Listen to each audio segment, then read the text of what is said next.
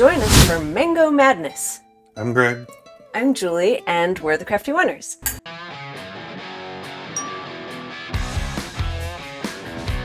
This is one that Julie has been excited about for a long time. Like a year. We've made it a couple of times, but because of some challenges that you will find out, it never lasts for very long because we don't actually get very much of it, but we're going to change that today. Since the last time we made it, we started doing some filtering, and that's one of the things that this requires is filtering, or you end up losing a lot of it. And it becomes very expensive too because you're throwing so much out. But we will, in the process of this video, be recording a filtering video, and hopefully before this video comes out, that video will come out so we can link to it if we do things in the right way, which we try to do. But we have made this recipe before. We like the way that it comes out. So we're gonna skip some of the things that we would normally do to figure out how much sugar we would add and how much potassium bicarbonate we're gonna add, because this juice is the same every time. Langer's has got pretty good quality control. So since we've done it enough times to know that it doesn't change from batch to batch, we're just gonna tell you how much sugar you need to add to get to the ABV that you want. And I'm also gonna show you a little trick because this stuff is really thick. So it's really difficult to use a hydrometer with it. Again, we're not gonna make you use a hydrometer, but we're gonna tell you how much sugar you can add to get to 12%, which is what we want. But we know a trick that we can use to take a gravity, and we'll show you that here in a minute. Because we're tricky like that. We don't want to add any water to this. We want it to be 100% strength. Yes, we do. And we are going to be diluting this at the end to give it a whole lot of great flavor. So we're using a gallon of this juice to make the actual beverage, and then we're going to back sweeten it with an additional gallon of the same juice. So it's going to be 50-50 mixture of alcoholic fermented Langer's mango coconut and non-fermented, just out of the bottle And juice. honestly, just putting half and half, it tastes like this. It's not watered down tasting at all. It tastes like the juice. Yeah, but it's got a kick, and it's a kick that comes from itself. So it's not like adding vodka to something. It's a lot better, smoother, more integrated taste because it is more integrated. Mm-hmm. So here are the ways that we accomplish all this. For one, we want it to be 6% at the end. So we're going to make this be 12% to start. And then we need to add a little bit of potassium bicarbonate to raise the pH, because the pH is a little bit low for starting our yeast. Then after this gets done fermenting, it's going to have a lot of sediment. The sediment is basically the pulp that's in this juice. And it's going to be an astounding amount of sediment.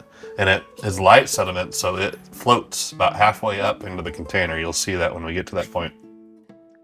So we're going to be filtering it to get as much of the juice out as we can. And again, this is the first time that we'll be using that filter on camera, and to be totally honest, I'm not real good at it, so we may make some mistakes in that video. That might be kind of entertaining, but we'll manage to get through it somehow and end up with a lot more juice than what we've had in our previous batches. So she'll be happy about that. We had a discussion about whether or not we're going to call this a cider or a seltzer or what. I don't know. I mean, it is 100% juice, so yeah, but you're not seems more technically like supposed to call it a cider if it doesn't have apples in it. I know that's kind of changed, but it's not a seltzer really because it's juice based and not. It's sugar. I mean, seltzers don't have to not have sugar, but No, they do have sugar. It has a lot of sugar. But typically a seltzer is sugar water when it starts. So, and then they back sweeten it with something that's not sugar sometimes. I agree. For the So it doesn't really fit either category very well. It's a mango goodness. Goodness. Yeah. And we are going to carbonate it. So we are going to force carbonate it, which is the only way that you'd be able to do this because of the amount of sugar that's going to be in there from the back sweetening. So you wouldn't be able to naturally carbonate this. It'd blow up. And we have done a video on forced carbonation that I'm going to wait until the end to link. When we actually do it, I'll link it so that it's not confusing. I can only link one video one time in our video, so So I guess no more ado, we'll get started. Again, we don't want to water this down. We don't want to add water to it, and this is thick juice. So we do know that we need to, for the 12%, add 18.5 ounces of sugar, which is a considerable amount of sugar. So I'm going to go to 3/4 full and then stop so that we've got room for our sugar without overflowing our gallon. This doesn't seem thick now, but just wait. It is. It smells amazing. Normally, you'd want to shake these if you're not going to use all of both containers, but I'm not in danger of anything going wrong because we're using all of them. You don't want I did shake it. you don't want there to be more pulp at the bottom, but we are using this full gallon, so it's not as important. I shook it real good. Shook it good. I shook it real good. Okay, so now I'm going to get 18.5 ounces of sugar. So this is 18.5 ounces of sugar. Like I said, it's a considerable amount. So we won't end up using all this juice. It's good that she shook it real good. Because now... Oh, I'll have some left over. We're going to have some left for my over. mimosas. True. This was your plan the whole time, I believe. Got me. Okay, so there's... I know the labels are in the way. It's kind of a stubborn pepper. It's plastic, not paper. Okay, it's right there. That's where the level is. So there's a little bit left that she can put in the fridge and use for her mimosas. Because we need another 2 gallons to back sweeten, but it's exactly 2 gallons. Hopefully, if everything goes well, it's exactly 2 gallons that we need. So now I'm going to stir this up real well. And again, this is pretty thick stuff.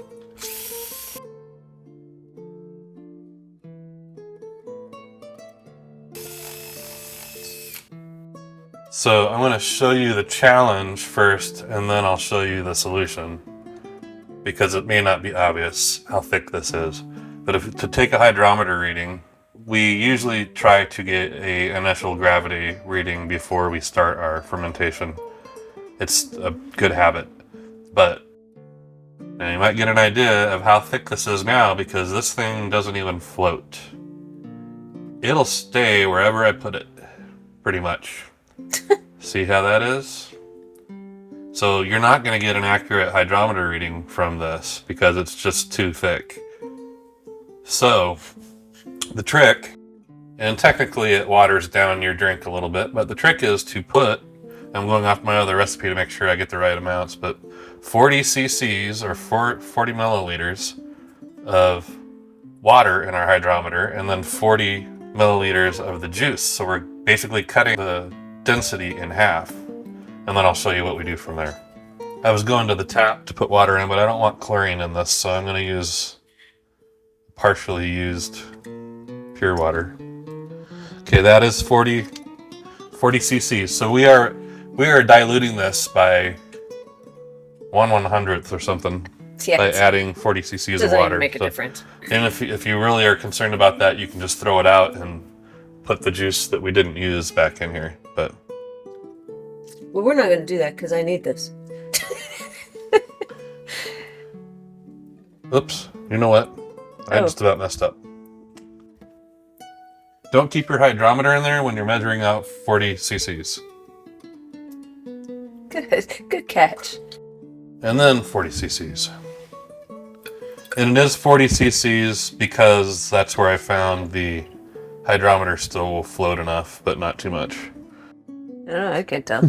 It's in front of you. No, it's a good. Got lucky. Got lucky again because it's right at 80 right now. I was going to the wrong mark. Okay, so now stir it up a little bit. Try to keep it a mixed 50-50. And now look, it actually floats a little bit better. It's still thick. So now, because we put the water in there, because we diluted this, we'll have to make an adjustment to our hydrometer reading. So the hydrometer is coming out and saying that it is, I'm sure, the same as last time. 1.06. So it's a little different actually than last time. So probably because I did my little stutter steps. Last time it was 1.050. And honestly, it's still thick enough that you can put it where you want to some extent, but bounce it a little bit. It's floating better. I'm going to say that it actually is still the same as it was because I can get it to be as high as 1.060 or as low as 1.040, but it likes to stay at 1.05. So we're saying it's 1.05. So because we diluted it by 50%, 40 cc's and 40 cc's, the way you adjust for that is you double the last part of the number of the SG, of the gravity reading. So instead of 1.050, because this is diluted 50-50, it's actually 1.100, which is 12%. Okay. So it's a little bit complicated to do that, but it's not overly complicated. You just, if you dilute 50%, you're going to double the ending part of the number on the hydrometer reading to get to where it actually is. And this isn't 100% accurate because the still is so thick that it, it's not going to where it should because of the density. I'll stick with density. I was going to use a longer word and embarrass myself. So, but you're getting within 0.5% of the ABV probably. And this is homebrew, so it's close enough. I know what you were going to say. Viscosity. But I thought I was going to get the S wrong. So this is 12%, and then at the end of this, we are going to add 50% juice back into it, make it 50-50, a 50-50 mixture, so it'll end up being 1.06 or so. If it doesn't go ultra dry, and we've had these go ultra dry before, to where we get more than the 12% that we're planning on, and it ends up being 13 or 14%, so we'll have to be ready for that. A little bit higher seltzer, cider, whatever we call it, at the end. So, again, we've already done the pH part measurement before. It's not the worst thing to do it again. I brought it out. She brought it out, so we'll do it. What it was before, what it's been in the past, has been 3.66. We want it to be right at 4, and quarter teaspoon will probably get us there, but let's just make sure before we get too far ahead that we are still at about 3.66. I don't know that this is the same pH meter that we used. I know it's not. We didn't use the same one the previous 2 times. I'm not sure if it was the last time. No, we were using the one that kept giving us problems. That one. That time. So this one is saying 3.69. So pretty darn close to the 3.66 that we had last time. Okay. So I'm still comfortable with a quarter teaspoon. Will take us really close to 4. And we need to put pectic enzyme in it too, so I'll do that at the same time? Yes, the pectic can affect the pH. So I should do it at the technically, because we did this on camera, we probably should do it at 2 different times so that we can prove this got to 4 before you put the pectic in there. Okay. If we were doing this stirring. If we were doing this off camera, it wouldn't matter. I wouldn't care. Okay. A little bit stuck. What? Juice again? Yeah. Oh, yeah, that works. I'll rinse it. And pour it this way so it takes that with it. There we go. We'll power tool it again. And I put this over our uncovered part to keep it out of the way of the camera, and now we're going to have a big sticky spot unless we remember to clean it up.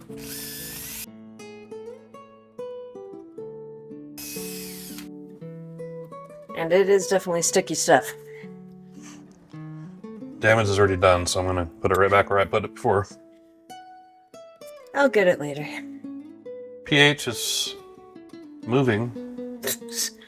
4.04, right where we want it to be. Okay. I am going to wash this off so the stickiness doesn't stick on it and clear off some of these other things that we don't need now. Okay, pectic enzyme is a good idea in this to help try to break down some of the pulp. Because there's a lot of it. It's honestly not going to break down. Not quite enough. As we will find out, I'm sure, it doesn't break it all down. I'm putting in half teaspoon. Yeah, pectic enzyme can be easier to stir up if you warm the juice. Yeah. But that goes with just about any powder. We'll call that good. For now, it'll dissolve in there. It's not terribly important to mix this up at this point because the fermentation is going to mix it up, but I'm going to do it a little bit. In reality, he just likes to play with power tools. Yeah. It's the only time she lets me play with power tools. So now she will want to probably warm this up. For sure. I will warm it up in the microwave for a few seconds. We want it to be around between 80 and 90 degrees before we put the Go Firm in so that it mixes better, and before we pitch the yeast, for sure, we want it to be at that temperature. We also want this to be around that temperature too when we pitch the yeast, but that's 2 hours away. So in that 2 hour period, we're going to keep these in a warm area so that they warm up together. I'm going to go ahead and grab a fermenter while she's warming this up, because we're obviously not going to ferment this in this And I need pitcher. my handy dandy thermometer. Where is it? Uh-oh. Do not We'll know. find it. Okay, I heated it up for 15 seconds and it was 85. We're going to use this little big mouth bubbler partly because it'll be easier to filter out of than a normal narrow mouth carboy, and partly because I want to use my tilt hydrometer. And it won't fit in the carboy. It'll go in. It won't come out. It'll not come out. I am adding 2 teaspoons of Go Firm here to this. And it definitely dissolves much better when it's warm. This is an optional ingredient, but we have really good luck with it. Now this has got a ton of headroom, so you don't need to use a regular airlock on the top. You can actually just do what I do, and I just put a marble on top of the one-hole bung that's at the top, because that keeps bugs out and it lets air out of here for the fermentation. I So don't know if you can afford to lose any more marbles, though. I can't, but I'm guarding the ones I have very carefully. Okay, and then we're using Fresco cider yeast. So I'm gonna. Fresco cider yeast, yep. Yep. Every time we've made this, we've used this Fresco cider yeast in I'm it. gonna put just like a little less than half a teaspoon in here, sprinkle it on. And then, like he said, it will go in front of, in our case, in front of a heater, but you can put it in just a warm environment. This is going to be probably 75-degree fermentation for us. So at that temperature in 3 days, I'm going to... You okay down there? Doing okay? Hacking up something? In 3 days, I am going to degas this using a food saver. And then I'm going to add Fermento, full teaspoon of Fermento. And then, actually, that may not be a full teaspoon, maybe 2. Shouldn't doubt myself. 1 teaspoon of Fermento. And then I'm going to use an aeration wand to add oxygen for 3 minutes. But you don't have to do any of those things. We just do it on most of our brews because it seems to make them go full term more often and they seem to taste better, at least in our opinion. So, but I do that on the 3rd day. If we were doing this at a cooler temperature, I would wait till the 5th day, but I'll put the schedules up on the screen.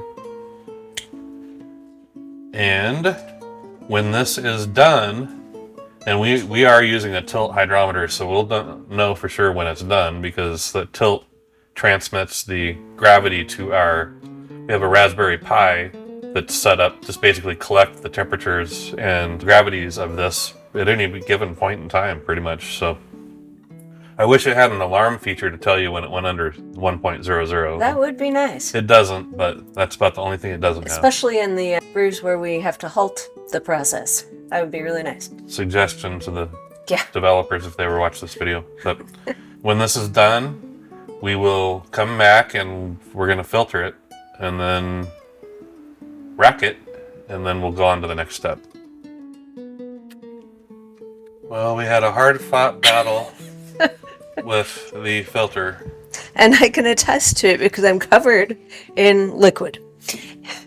It was a lot of work, and we ended up only probably getting maybe a quarter of a gallon more than what we got normally.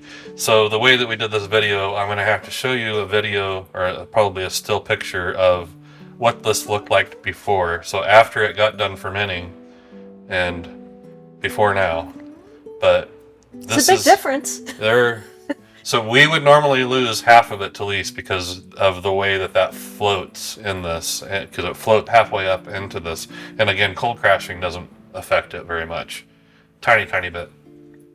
But what we have here is fairly clear, and we're going to make it a lot more clear with the stuff we're going to add to it. I'm kind of excited to see how this is going to turn out because this is the first time we've done the filtering and tried this. So, Yeah.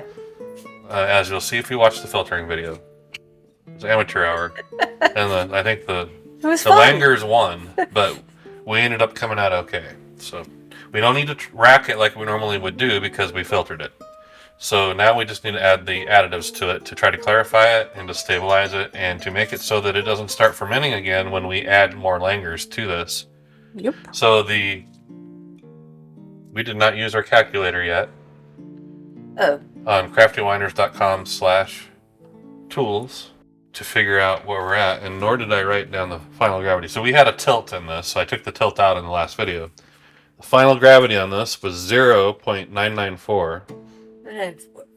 And the initial gravity on it was 1.100.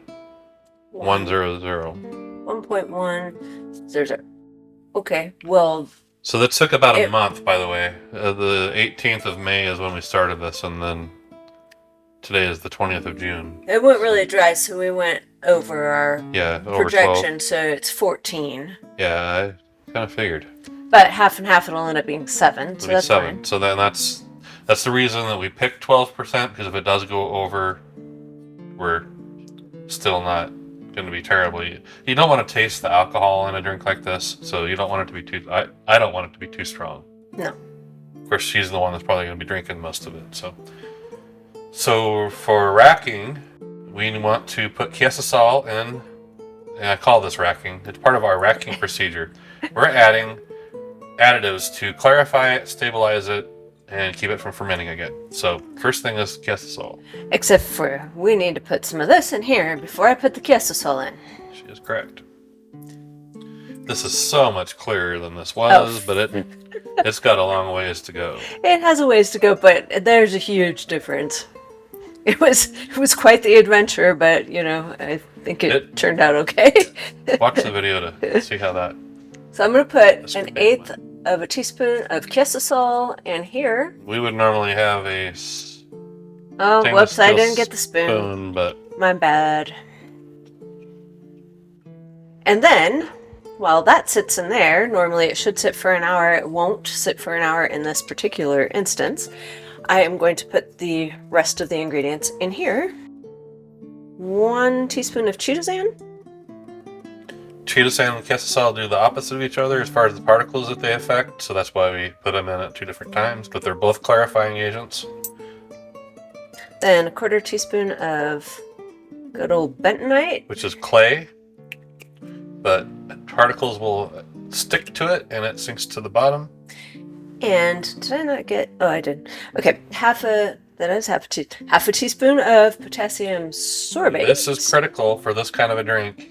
Because when we add the Langers back into it, now it's pretty high ABV, but short of that, when you add the Langers into it, and keep in mind adding the Langers to it lowers the ABV down to 7.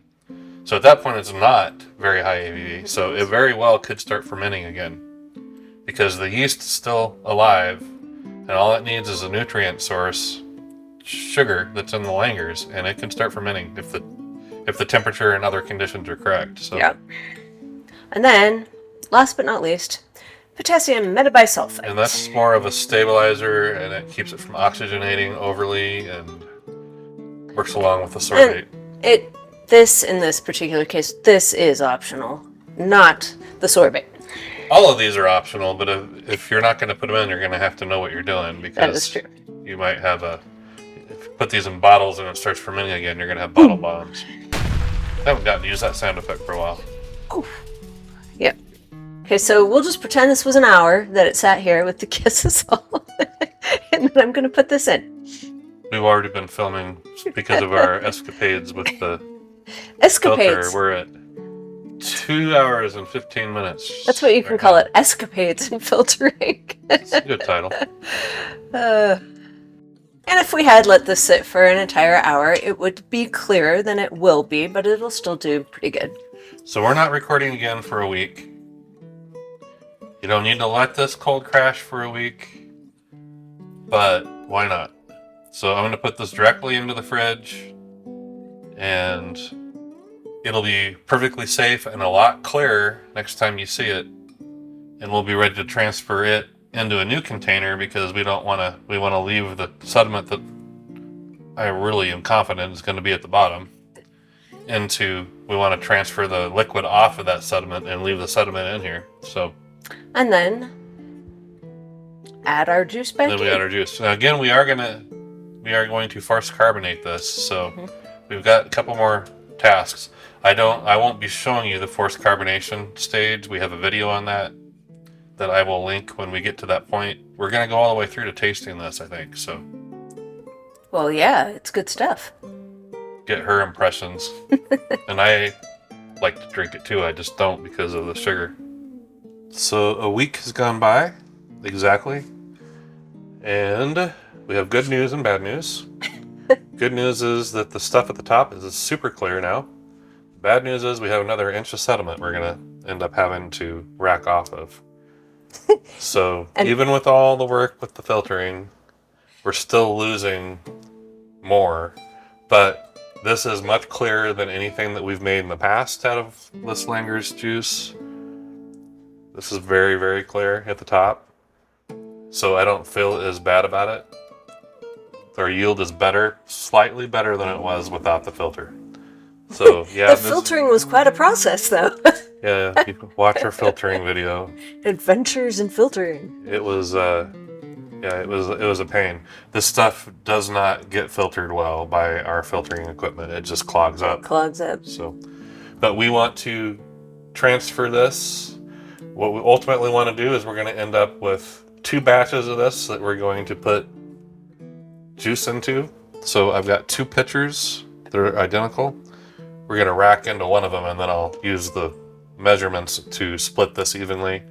And then also know how much Langer's juice we want to add to it, because we do want it to be 50% Langer's juice and 50% fermented Langer's juice. That's what makes it taste yummy. Okay, so at the end I tilt this to try to get as much of the liquid off the sediment as I can, and I really don't want it to suck up any of that sediment, so I'm willing to lose a little bit more. It's only it's just barely over a half a gallon. We almost can do it just in one pitcher. I almost think that we just do it in one pitcher and have it a little bit less than 50-50. Yeah. Because it's at 70? 68. Yeah, it's actually it's like 74 ounces, where 64 ounces is half. We could just go a little further up and make it half and half still. We're going to just put it into a carbonator afterwards. We'll just estimate. I think we'll do that. So unfortunately, we're losing a little bit more, but that's the nature of this juice. it's just got so much stuff in it. Yeah, you could make a decision to include some of this back in. There is obviously a lot of sediment that is floating in the juice. That's where this came from, but it stays suspended when you put it in the fridge. It doesn't sink to the bottom, so this concoction doesn't ever last long. But in the time that it sits in the fridge, I've never noticed that the stuff sinks back down. This is not refrigerated right now, and it's still incorporated. I think it's the fermentation process that causes it to separate. Well, I think they probably have some additives in here that make it do that too. And those additives probably got removed through fermentation. But they're still in this juice. So all of that to say, I think it will stay. What's floating in here, I think will stay floating in there and not sink to the bottom. It's only 15% juice. Yeah. Okay, I'm going to clean up. Well, the good news is that she gets to use the juice for my mimosas. It's the best mimosa ever with this stuff. So what I am going to do, and we wouldn't do this without having first sorbated this so that it doesn't start fermenting again when it warms up. Right. So this is 14%, and there is, again, there's 70. Just a little over half a gallon in here. This is half a gallon. So I'm going to add all of this. And then a little more? A little bit of that, just to kind of estimate half and half. And I would normally want to shake this up, but since I'm using the whole bottle, I don't need to. Well, I kind of shook it up already. So then just a little bit of this other bottle, and we'll say that that's 50-50. And we're going for 50-50 because we've done 50-50 in the past, and it is good at 50-50, and it's also 7%. So I think that's probably good. I think that's good. So let's stir this up and give it a little taste. Yeah. Without splashing it out. And we'll see if it is as good as our last batch was. Hope so. That's yummy.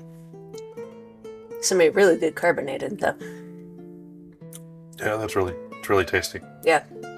So now we are going to force carbonate. Yes. I had to look at it and make sure we're not naturally carbonating it. Nope, force carbonate. So we're going to force carbonate this, which we have a video on. It does take some equipment.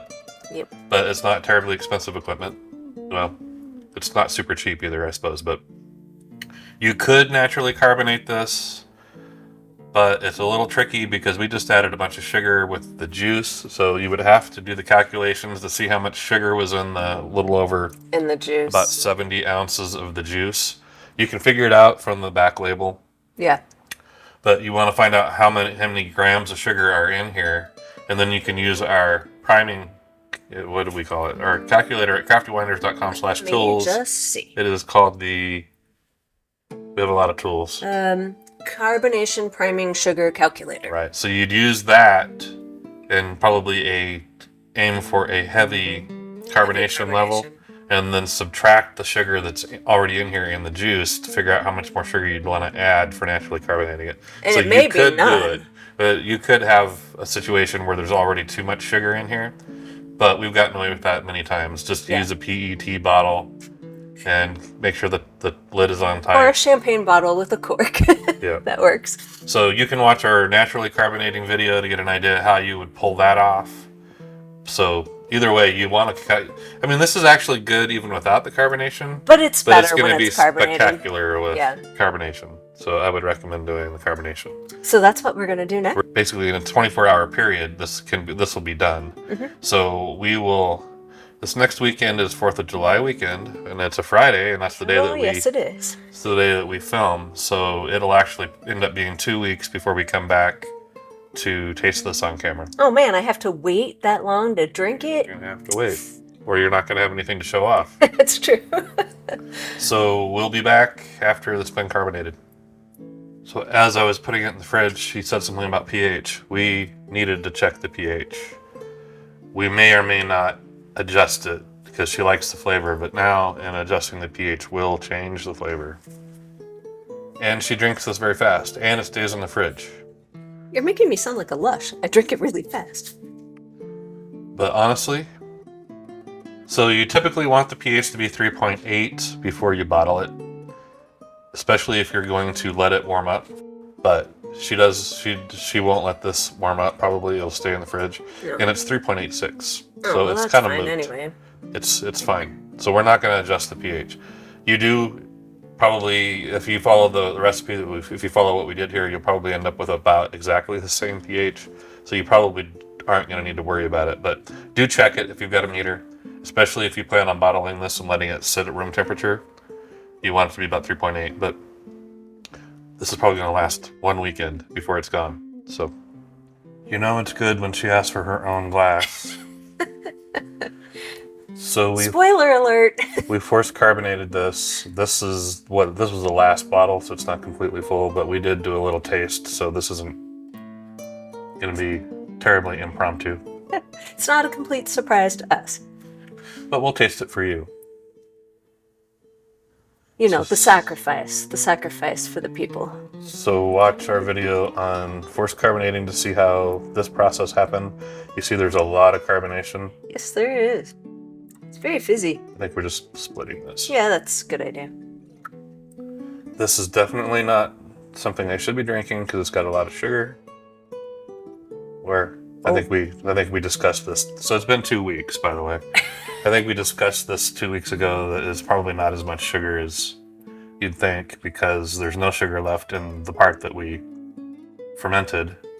And the juice itself doesn't have that much sugar, and it's only 50% that. So Yeah. cheers. Cheers. Mm-mm-mm. Yeah, there's a reason why this is one of her favorites. Yummy. Yeah, if you're gonna make anything that we have recipes for, this is probably what I'd start with. Unless you don't like mango or coconut, then probably not. But yeah, it's yummy. This is better than the juice itself somehow. It's the sparkling, I think, adds something. Well, it's also alcohol. There's that. She does mimosas Yeah. on Sunday mornings using this. Do you like mimosas with champagne better than this, or this better? Well, with a mimosa, you're not was that supposed to. You don't kind of like. Well, some people do. I like my mimosas to just have a little bit of the flavor of the juice and not be like a half and half thing. So I love this. I love both. But this out of a bottle in the summer, yeah. So she can put this in her mimosas now. Ooh, I don't know. That could be dangerous. Alcohol What? in alcohol? What did this was? So it's probably 7% now. 7%, yeah. And the champagne is like Which is 13. Kind of high for a seltzer, but it's, No, it's on the high side. It's not bad. It's like the what are they called? The truly extremes or truly something that's 8%. So it's good. It tastes a lot better than Truly. We have another batch of this that's fermenting. It's got about 19 points to go to dry. So we do have another one coming. The only problem with this, well, two things that make it a little more challenging is that you do need to force carbonate it. You can't naturally carbonate it, so you'll have to have carbonation stuff. And then the other thing is all of the sediment. But it's overcomable. I mean, you just lose some of the juice to the sediment. Be prepared for that. So. Well, the first couple times we made this, we didn't have the filtration equipment, and it turned out just fine. Anyway, we lost more of it. You lose more juice. Yeah. This is not thick. It's thicker than most of the things that we make. Yeah. Because there still is this. I don't want to call it sediment. It's Pulpish? just it's got what I'd like to hope is fruit floating in it. I think it's just the nature of a mango. Really, mango juice is always thick. So carbonation level is perfect, and I did that at. I think what I recommended on the carbonation video, it's been almost a year now since we recorded that, but it was 32 psi for 45 minutes using the pump, and then it sat for 24 hours. Chilled the whole time. It uses start chilled and end chilled. But this carbonation level, I don't think I could improve on. No, it's perfect. Yep. Well, Mine's gone. my goodness. Now you're going to have to cheers with your wine. I was going to cheers with this. All right. Poof. It's good. Thank you guys for watching another one of our videos. I really hope you try this one because it is really one of my favorites. It's kind of tied with some of the lemonades we do, but it's really, really good. It's a little more challenging than the lemonades because of the thickness and everything, but it's well worth it. So please leave us comments if you try it, or if you have any questions, we will answer you. Please like the video and subscribe to our channel if you haven't already. And if you have, thank you very much for your support. We appreciate you. Until next time, cheers.